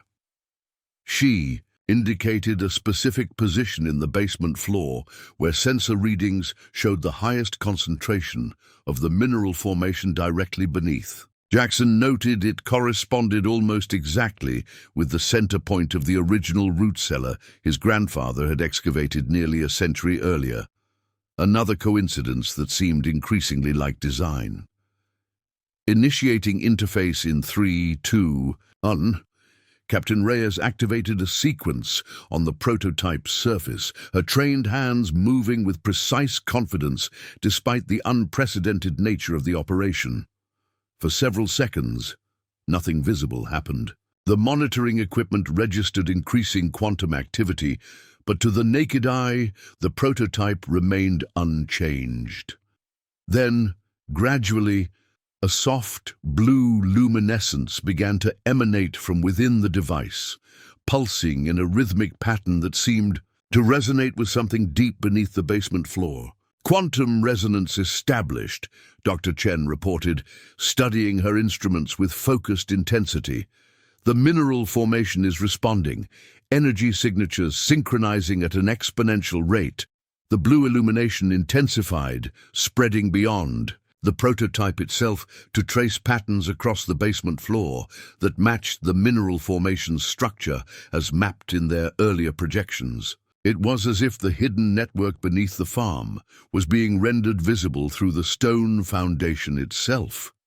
"Remarkable," General Harrington murmured, momentarily setting aside tactical concerns in the face of this extraordinary phenomenon. "It's mapping itself."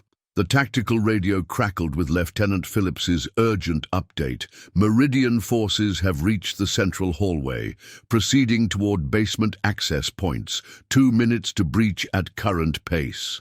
This report snapped everyone back to the immediate danger. But before General Harrington could issue new orders, the basement floor beneath the prototype began to reconfigure itself. There was no violent rupture or structural collapse. Rather, the concrete and stone seemed to phase shift, becoming temporarily permeable as a circular section, approximately 3 meters in diameter, transformed into what appeared to be a different material entirely. "That's impossible," Dr. Chen whispered, her scientific training momentarily overwhelmed by what she was witnessing. "Matter transmutation without energy exchange violates fundamental physical laws." "I think we're dealing with technology that operates on principles beyond our current understanding of physical laws," Captain Reyes responded, maintaining her composure despite the extraordinary development. The transformed section of floor now resembled a disk of the same shifting material as the prototype itself, with similar intricate patterns flowing across its surface. As they watched, these patterns aligned themselves with corresponding elements on the prototype, creating a unified design that pulsed with increasing luminescence. "It's integrating," Dr. Chen reported, her initial shock giving way to professional observation. The prototype isn't just communicating with the mineral formation, it's becoming part of a larger system. Suddenly, the disk began to project a three-dimensional holographic display that filled the center of the basement room. Unlike conventional holography, this projection had a substantive quality that suggested something beyond mere light manipulation. Within this display appeared what could only be described as a map, though not of any terrestrial geography Jackson recognized. "Those are star patterns," Ethan identified immediately, his amateur astronomy hobby providing unexpected relevance. But not in any configuration visible from Earth. Before anyone could respond to this observation, the tactical situation above reached critical mass. The sound of flash-bang grenades deploying in the hallway above signaled Meridian's final approach to the basement entrance. Lieutenant Phillips's voice came through with professional urgency. "Perimeter breached. Fall back to secondary positions. 30 seconds to basement access." General Harrington made an immediate tactical decision.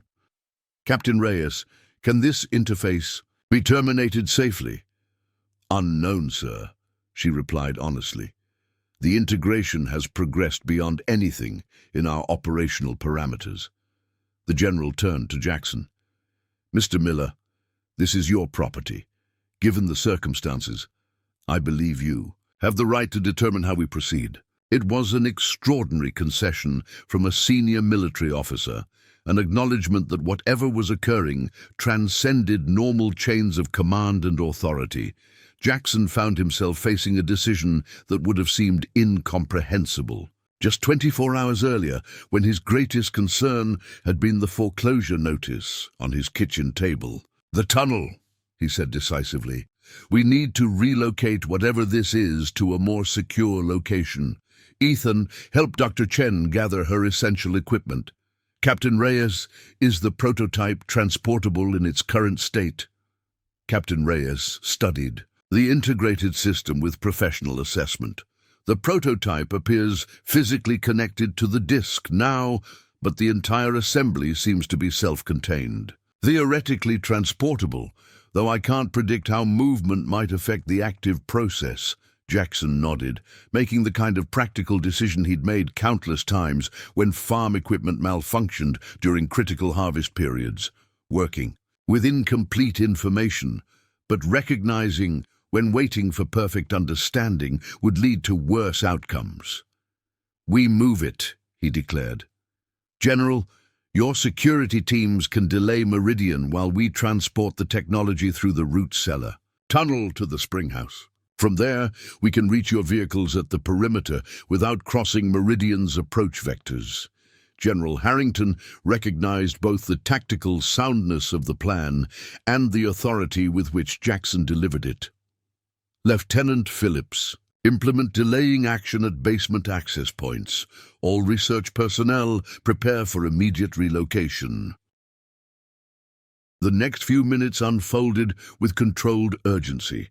The integrated prototype disk assembly proved unexpectedly transportable, the entire system maintaining its coherence when carefully lifted from the floor, with Captain Reyes and Dr. Chen handling the device using specialized equipment from their research kits. The holographic display maintained its projection throughout the transfer, continuing to display star maps and increasingly complex patterns that shifted in response to the system's movement.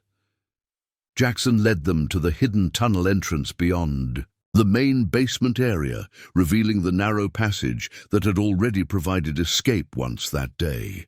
As General Harrington's security teams engaged Meridian forces at the main basement entrance, the controlled application of non-lethal deterrents creating a chaotic buffer zone, the research team and prototype were already moving through the concealed route toward the distant springhouse exit. The journey through the narrow earthen tunnel took on an almost ceremonial quality, with the integrated technology's blue luminescence providing illumination that cast otherworldly shadows along the passage. Jackson led the way, his intimate knowledge of every twist and slope allowing him to guide them efficiently despite the challenging conditions. The quantum resonance is maintaining stability despite the relocation, Dr. Chen reported with professional amazement as they progressed. It's as if the system was designed to be portable once properly activated. Or it's adapting to our intentions, Ethan suggested, his natural intuition for patterns allowing insights the specialized scientists sometimes missed. The holographic projection has shifted configurations 3 times since we entered the tunnel, each time seeming to respond to our movement and direction. Captain Reyes studied the projection with focused interest. He's right. The star map is reorienting itself relative to our current position. It's creating a navigational reference framework that maintains consistent alignment despite our changing vector. As they approached the Springhouse exit, Jackson's military training reasserted itself. He signaled for the group to halt while he scouted ahead, ensuring Meridian hadn't somehow anticipated their alternate escape route. Finding the area clear, he guided them into the stone springhouse, where his great-grandfather had once cooled milk and butter before refrigeration. General Harrington's vehicles are positioned approximately 200 yards beyond that tree line, Jackson informed them, pointing toward the eastern edge of his property. Open ground between here and there, but with the house drawing meridians. Attention, we should have a clear path. As they prepared to move across the exposed terrain, Dr. Chen made a startling observation. The prototype's resonance pattern has changed. It's not just mapping anymore, it's actively scanning our surroundings. The holographic projection had indeed shifted from star maps to what appeared to be a topographical representation of the immediate area, the springhouse, the surrounding fields, the distant farmhouse where Meridian and Special Projects Directorate forces continued their controlled confrontation. More remarkable still, it showed the positions of all personnel on the property, represented by differently colored indicators that moved in real time. It's created a tactical display, Captain Reyes observed with professional appreciation. Complete with force identification parameters, blue indicators for our personnel, red for Meridian operators. Adaptive functionality beyond anything we projected, Dr. Chen added, studying the display with scientific wonder. The system isn't just passively responding to our actions, it's actively supporting them. Jackson, whose practical farmer's mind continued to cut through the scientific complexities to fundamental realities, stated the obvious conclusion. It's helping us. Whatever or whoever designed this technology intended it to be found and used, and now that we've activated it, it's functioning as designed. General Harrington's voice came through on the secure channel, interrupting their analysis. Status report, Captain Reyes. Prototype successfully relocated to Springhouse position, sir, she replied professionally. Integration process continuing with remarkable stability. The system has developed tactical mapping capabilities that are actively tracking all personnel. On the property, a brief silence suggested the general was processing this unprecedented development. Meridian forces are regrouping for a systematic search of outbuildings. Your window for extraction is approximately 3 minutes before they extend their search perimeter to your position. Understood, sir. Moving to extraction point now. As they emerged from the springhouse into the fading evening light, the holographic display adjusted again, highlighting the optimal path to General Harrington's vehicles while indicating potential lines of sight from Meridian positions. It was as if the integrated technology had fully committed to assisting their escape, transforming from mysterious artifact to actively supportive system. Stay low and move quickly, Jackson instructed, falling naturally into the leadership role his military training had once prepared him for.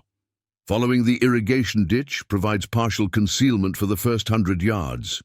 They made their way across the field with the practiced efficiency of people accustomed to operating under pressure.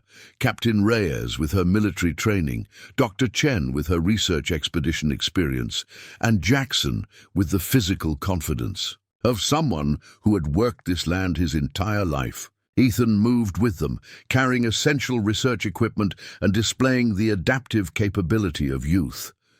They had covered nearly 2/3 of the distance to the vehicles when the holographic display suddenly flashed an alert pattern. Before Captain Reyes could interpret the warning, Jackson spotted the danger. A Meridian scout positioned at the field's edge who had just noticed their movement across the open ground. "Contact!" Jackson warned quietly, dropping lower in the irrigation ditch. "Single observer at hour 2 o'clock, approximately 80 yards. The Meridian operative was already speaking into his communications device, presumably alerting his team to their position. The group's concealment had been compromised, and their carefully planned extraction was rapidly deteriorating into a potential confrontation in open terrain with minimal defensive options. In this critical moment, the integrated technology demonstrated yet another unexpected capability. The holographic display expanded outward from its central projection point, creating a field effect that extended several meters around them. Within this field, the light seemed to bend and distort, creating what appeared to be a visual camouflage effect that blended them into the surrounding landscape. "Optical manipulation at the quantum level," Dr. Chen whispered in astonishment. "It's bending light waves around us to create an adaptive camouflage effect." The Meridian operative who had spotted them now scanned the area with visible confusion, his gaze passing directly over their position without recognition. After several moments of increasingly frustrated searching, he moved to a new vantage point, apparently believing he had witnessed animal movement rather than human targets. "Remarkable," Captain Reyes murmured, studying the camouflage effect with professional appreciation. "Practical field application beyond any prototype capabilities we had developed." The remaining distance to the extraction vehicles was covered without further incident, the integrated technology maintaining its protective camouflage field until they reached the designated rendezvous point, where General Harrington's driver waited with a specialized transport vehicle. As they secured the prototype and themselves inside the vehicle, Jackson found himself looking back at his farmhouse in the distance, the home that had been his entire world for 52 years, now transformed into something he barely recognized. Armed personnel still moved tactically around its perimeter, while the barn and fields that had defined generations of Miller family history now served as terrain features in a confrontation with implications far beyond agriculture. "Your farm will be secured and restored, Mr. Miller," Captain Reyes assured him, recognizing the emotion behind his gaze. "The Special Projects Directorate takes its responsibilities to civilian property owners seriously." Jackson nodded his acknowledgement, but remained thoughtful as the vehicle departed along the back access road, bypassing the main areas of confrontation. The integrated technology's holographic display continued to track events at the farmhouse, showing Meridian forces gradually withdrawing as they recognized their primary objective. The prototype was no longer present. "They're disengaging," Captain Reyes observed with professional assessment. "Standard tactical withdrawal when primary objectives become unattainable. They'll regroup and reassess rather than risk extended confrontation with apparent government forces." As they traveled toward what General Harrington had described as a secure research facility, approximately 30 miles from the farm, Jackson finally voiced the question that had been forming in his mind since the extraordinary technology had first activated. "This mineral formation under my family's farm," he began, addressing Dr. Chen directly. "You said it appears to have been deliberately placed in that precise geometric pattern. When exactly do you think that happened?" The scientist considered her response carefully. Based on preliminary dating of samples from the New Mexico deposit, the material appears to be approximately 12,000 years old. However, its placement in geometric formations suggests intervention that would have occurred after the material's original formation. So someone or something placed this quantum network beneath what would eventually become my family's farm. Thousands of years ago, Jackson summarized. And now, coincidentally, it activates just as we're facing foreclosure and financial ruin? Dr. Chen exchanged glances with Captain Reyes before responding. The statistical improbability of these coinciding events does suggest possible causality beyond random chance. The quantum properties of this material operate on principles that challenge our conventional understanding of cause and effect, space-time relationships, and what Dr. Chen is trying to diplomatically suggest, Captain Reyes interjected, is that the timing might not be coincidental at all. The quantum navigation system that brought me to your farm was derived from this same material that demonstrates capabilities we still don't fully understand, including apparent responsiveness to specific individuals. Jackson processed this extraordinary implication. You're saying this technology somehow arranged events to ensure its discovery, that my family's financial crisis and your aircraft systems failure were orchestrated. I'm saying we're dealing with technology that operates according to principles we're only beginning to comprehend, Captain Reyes replied carefully, including possibly relationships with time and causality that don't conform to our linear understanding. Ethan, who had been quietly observing the holographic display as it continued to evolve during their journey, suddenly pointed to a new pattern emerging within the projection. Look at this. It's showing historical land ownership records for our property, going back to the original land grant in 1892. Indeed, the display had shifted to show documentation of the Miller family's connection to the farm, from the original acquisition by Jackson's great-grandfather through each subsequent generation. More remarkably, it was highlighting specific individuals in the family lineage, creating what appeared to be a genetic relationship map that culminated with Jackson and Ethan. It's not just responding to us, Ethan realized, his quick mind making connections between disparate elements. It selected us. Or rather, it selected our family generations ago, placing this material beneath land that would eventually be purchased by my great-great-grandfather. The implications were simultaneously awe-inspiring and unsettling. The suggestion that whatever intelligence had created this quantum network had operated on timescales and with foresight that transcended normal human understanding of cause and effect. If that's true, Jackson said slowly, processing this paradigm-shifting possibility, then my family's connection to this land was never just about farming. We were caretakers, unknowing guardians of something we couldn't have possibly understood. Captain Reyes nodded, her military pragmatism finding common ground with Jackson's practical farmer's philosophy. Sometimes the most important missions are the ones we perform without realizing their significance. Your family maintained this land, protected it, ensured it remained undisturbed until the proper moment for activation. As their vehicle approached, the secure research facility, the holographic display, shifted once again, now showing what appeared to be technical schematics for advanced applications, energy systems, computational architectures, and medical technologies that seemed decades beyond current capabilities. It's offering solutions, Dr. Chen observed with quiet amazement, practical applications derived from the quantum properties of the material network. Solutions to what? Jackson asked, studying the unfamiliar but somehow intuitive designs. To everything, Ethan answered, his expression reflecting wonder as he recognized patterns within the complex schematics. Dad, look at this section here.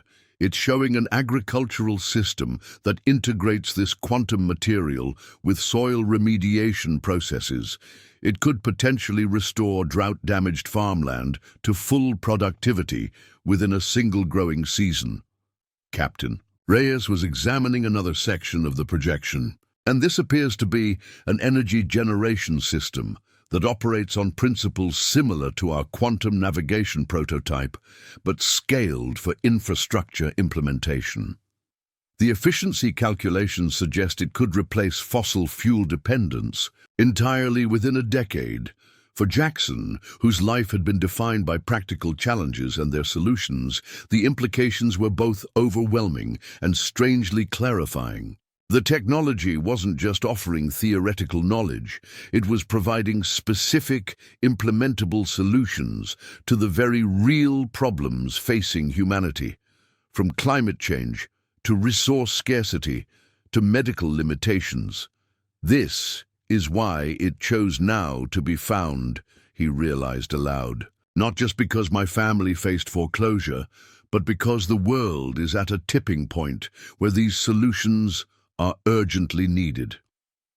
2 weeks later, Jackson stood on his front porch, watching the sunset over fields that now contained both the Miller family's organic crops and the perimeter of what General Harrington had officially designated Quantum Agriculture Research Station Alpha.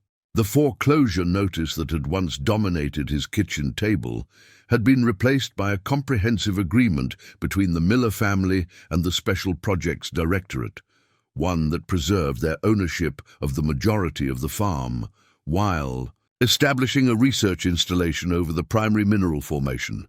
The terms had been more than generous. Not only had the financial crisis been resolved through direct compensation for the research access rights, but Ethan had been offered both full scholarship funding and a research position within the directorate that would allow him to continue his education while contributing to the development of applications from the quantum technology.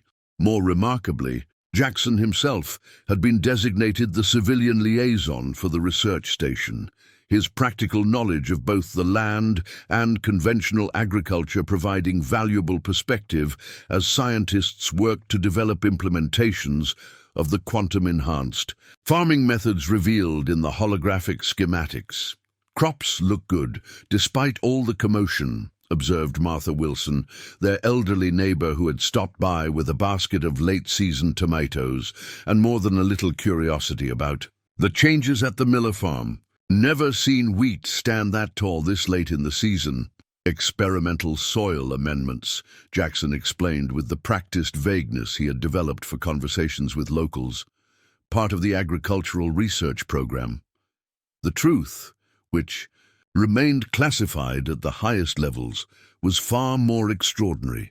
The first practical application approved for implementation had been a limited soil remediation process using quantum-enhanced microbial systems that had not only restored drought-damaged fields, but had improved productivity beyond historical records for the region. Well, whatever they're paying you to use your land for their experiments, I'd say it's been good for everyone, Martha observed pragmatically. Whole counties talking about how the Miller place went from foreclosure to federal research partnership. Overnight. Gives folks hope that family farms might have a future after all.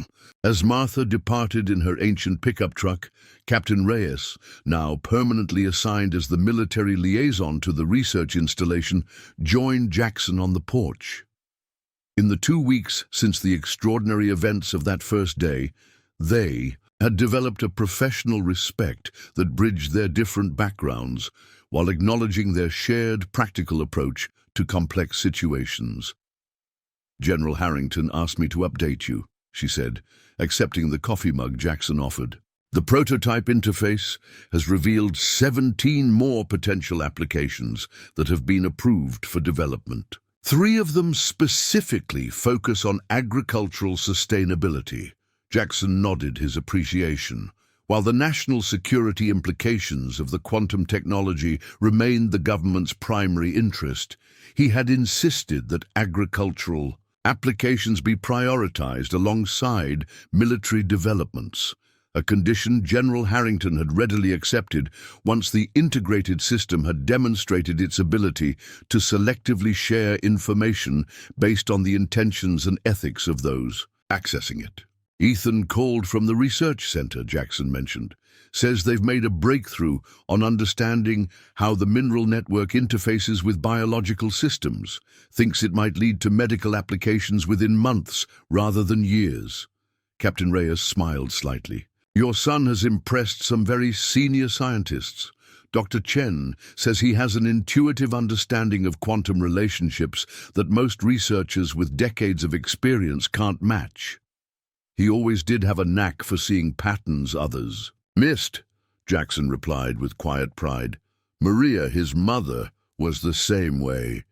Could look at a field of crops and spot potential problems weeks before they became visible to anyone else. They sat in companionable silence as the last rays of sunset painted the research installation's perimeter with golden light. The facility had been designed with remarkable sensitivity to the agricultural landscape, its structures incorporating elements that complemented rather than dominated the rural setting. Even the security measures were discreet, respecting both the aesthetic and functional aspects of a working farm. You know, Jackson said finally, when I was standing on this porch, facing armed men who'd landed in my yard, I was just trying to protect my home and my son. Had no idea I was guarding technology that might change the course of human development. Most important missions aren't announced with fanfare, Captain Reyes observed. They're just people doing what's right in difficult moments, not realizing the significance until much later. From the North Field came the sound of Ethan's voice as he returned from the research facility, engaged in animated conversation with Dr. Chen about implementation strategies for the quantum-enhanced irrigation system they were developing. His enthusiasm was palpable even at a distance, the passion of someone who had found his true calling at the intersection of family legacy and future innovation. Captain, Jackson said, his farmer's practicality addressing the question that had lingered since their extraordinary discovery. Do you think whatever intelligence created this technology placed it here thousands of years ago for us to find? At exactly this moment, are they still watching, waiting to see what we do with it? She considered the question with the careful assessment of someone trained to evaluate complex strategic implications. I think, she replied finally, that they understood humanity well enough to create a system that would activate only when found by people worthy of its potential. Your family protected this land for generations without knowing its true significance. That suggests they trusted us to make the right choices when the time came. As darkness settled over the Miller farm, lights activated automatically around. The research installation perimeter, soft, efficient illumination derived from the first implemented quantum energy application. Beyond this controlled area, the fields stretched into darkness, the same land that had sustained Jackson's family through generations of hardship and joy, now harboring technology that might transform humanity's future. Well, Jackson said, rising from his porch chair with the pragmatic attitude that had sustained him through the incredible events of recent weeks. Whatever comes next, we've still got crops to tend tomorrow. Some things don't change, advanced quantum technology or not. Captain Reyes smiled at this fundamentally grounded perspective that had proven so valuable amid extraordinary circumstances. That's perhaps why your family was chosen, Mr. Miller. The ability to face the unprecedented while remaining connected to what truly matters. As Jackson Miller stepped into his farmhouse, the same house where he had grown up, where he had raised his son, and where he had unwittingly protected world-changing technology, he reflected on how a simple act of compassion toward a stranded pilot had cascaded into events that transformed not just his family's fortunes, but potentially the trajectory of human development. The foreclosure notice that had once threatened his family legacy had been replaced by an opportunity to pioneer applications that might resolve the very agricultural challenges that had nearly cost them their farm. The land that had sustained millers for generations would now sustain research that could benefit farmers worldwide. And Ethan, who had deferred his education to help save their struggling operation, now stood at the forefront of innovations that could revolutionize agriculture itself. What had begun as a simple farmer helping a lost pilot had become something far greater. Proof that ordinary decency in extraordinary circumstances could sometimes change the world in ways no one could have imagined. And as military helicopters occasionally landed in the designated area near his barn, bringing researchers and officials to the quantum facility that now shared his family's land, Jackson Miller would sometimes pause in his daily farm work, look toward the sky, and appreciate how a single decision on a stormy night had set in motion events that would resonate far beyond his fields. The world now knew his name and his story, the humble farmer whose act of kindness had helped unveil technology that defense officials were indeed calling the most significant aerospace breakthrough since the moon landing. But for Jackson, the most meaningful outcome wasn't found in national recognition or financial security, but in the simple satisfaction of watching his son thrive, his land flourish, and his family legacy continue, now intertwined with a purpose greater than he could have ever imagined. Up next, you've got two more standout stories right on your screen. If this one hit the mark, you won't want to pass these up. Just click and check them out. And don't forget to subscribe and turn on the notification bell so you don't miss any upload from us.